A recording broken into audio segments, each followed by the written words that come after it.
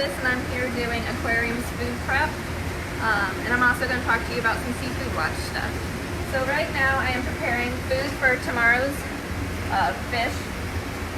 So we have all of these containers and it's different tanks. We have these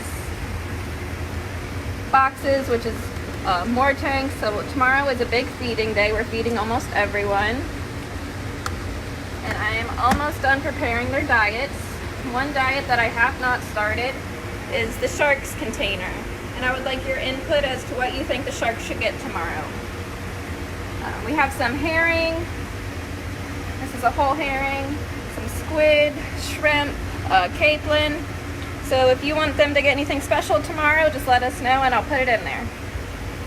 Then once we put it in there, guys can tune in again tomorrow at 11. We'll be feeding the sharks whatever you guys decide to feed them. If you have any questions, go ahead and ask away. Otherwise, we'll continue on with Alexis here. So we have two different types of water here. We use salt water and fresh water, and we use different food for each one. So our fresh water only gets fed freshwater fish, and our salt water only gets fed saltwater food. So, what is this container? That is a container for our Chesapeake Bay Aquarium, our big tank. They get fed every other day, so we're prepping this for Thursday's food. And they get, as you can see, large chunks of food. This is herring. Let's see. Got some whiting in here. And got some squid. So we have a few people already requesting squid for the sharks. That's a good choice. We have a question from William. Where did you get the fish that are food? We get our fish from the seafood supplier, Sam Rust. They work very hard to give us our food, and they work with restaurants, and they provide sustainable options for us, which helps with our Seafood Watch program. So for the squid, the sharks love squid. Almost all fish love squid. But these are really nice because the sharks need vitamins, and this acts like a pill pocket that you can just shove the vitamins into. So they'll get that tomorrow. What kind of vitamins do we give the sharks? The sharks get a specialized shark and ray tab, and then they also get an iron vitamin.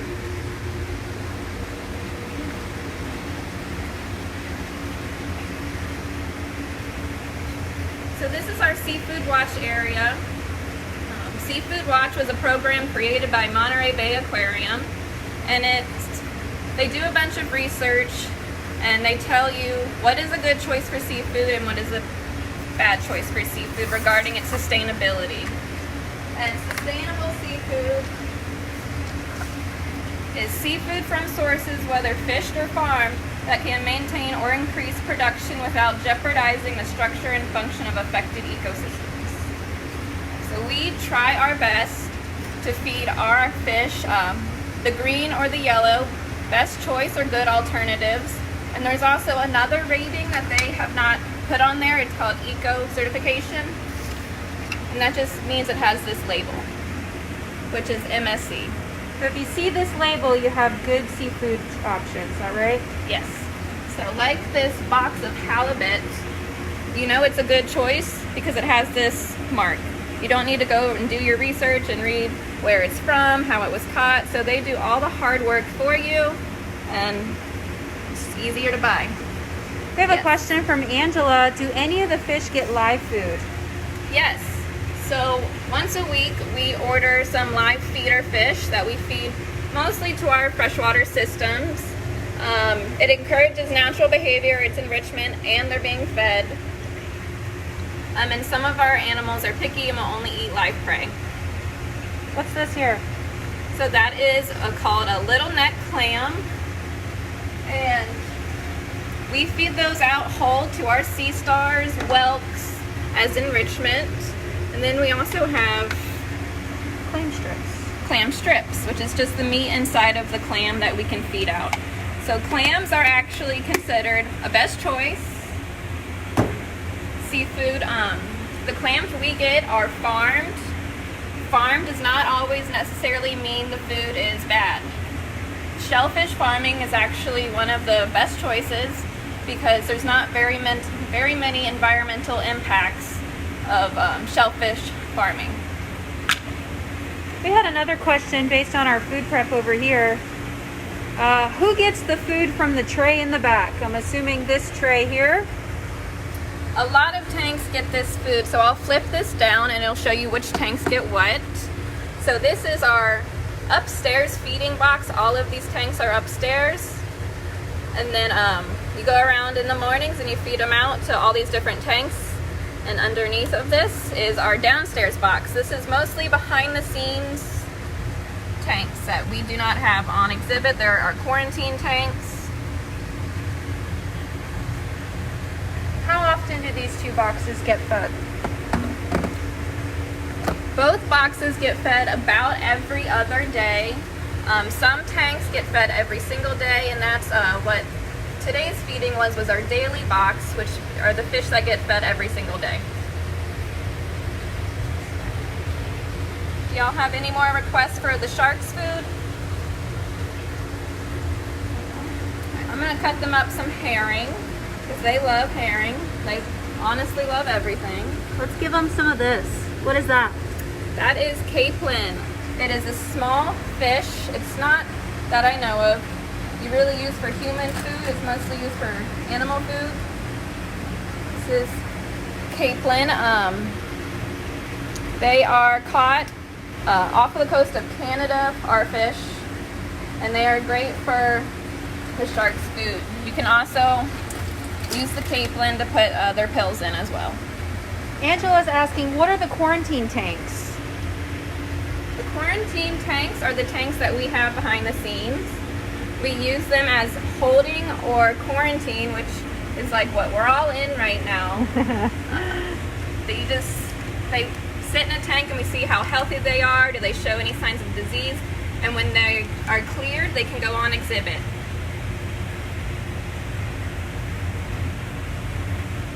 So when we say quarantine for our fishes, we don't mean that they're sickly or anything. We just, it's a holding receptacle for us to watch them, make sure they're eating normally, and see if we can get them on exhibit or not.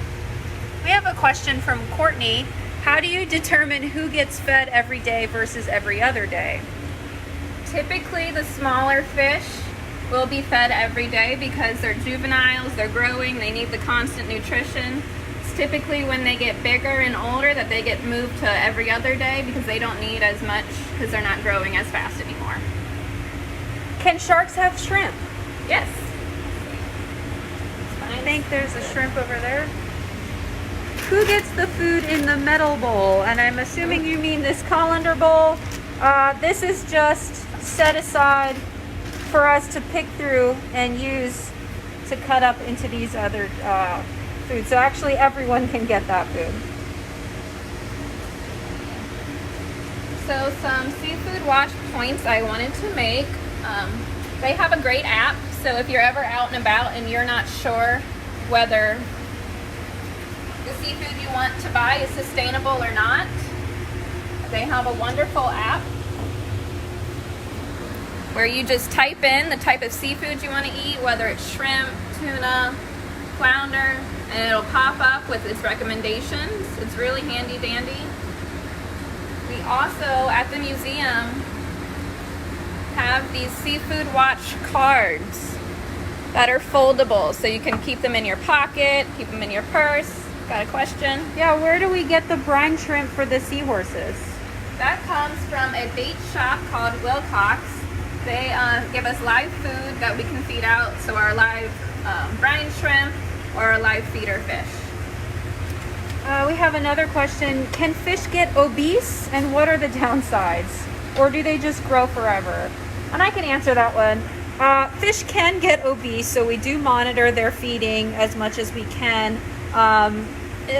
Downsides really is just that they're fat, so it's pretty unfortunate. But fish are actually what are called indeterminate growers, meaning they will keep growing. Generally, each species have a general size of what they will grow to, but the older the fish is, the larger it is, and they just keep growing. So especially in captivity, you break fish size records almost every year because they just keep growing and keep growing. We have another question. Can the sharks have octopus? We've only had octopus to feed out once, and I believe our sharks didn't really care for that, but we don't ever really receive octopus. It's a really tough meat. We have another question. Do you ever find the shark teeth at the bottom of the aquarium? Well, Patricia? Well, actually, not really. They're so small, and I actually do look for them, but we only have sandbar sharks on exhibit, which you guys will see us feed tomorrow. And I've looked, and I have found a couple very, very tiny teeth, but that was after pulling a bucket of sand out of the tank and digging through it. So no, not really. And that gravel's already white. Can sharks have seal and sea lion? Our sharks probably would not try to eat seals and sea lions. Bigger sharks definitely, like white sharks. That is their main prey item. We do not receive that kind of meat to feed out, but if the shark's big enough, it will go after it. Especially our sandbar sharks their pretty much natural diet is going to be crabs and shrimp, small fish like menhaden and spot and whatnot. And as they get larger, they'll get larger prey. What type of squid are you using for food? That's a great question. This is called California Market Squid. It's a best choice on the Seafood Watch Guide. It's a very abundant squid. It's probably what you get when you order calamari. It's a great choice. So if you have ordered calamari before, you probably have seen this part, the tentacles, which are deep fried, and then the rings are this part, just sliced. Why don't you show us what's inside the squid? Cut his head off. So this is the squid's head, and his beak is in the middle of here. Let's see if I can find it. That is the squid's beak. That is how he eats. And also bites? Yes. And actually the food goes through his mouth and up through his brain, so they have to have this beak to crush the food very finely. Okay, I'll slice this to show you what's on the inside.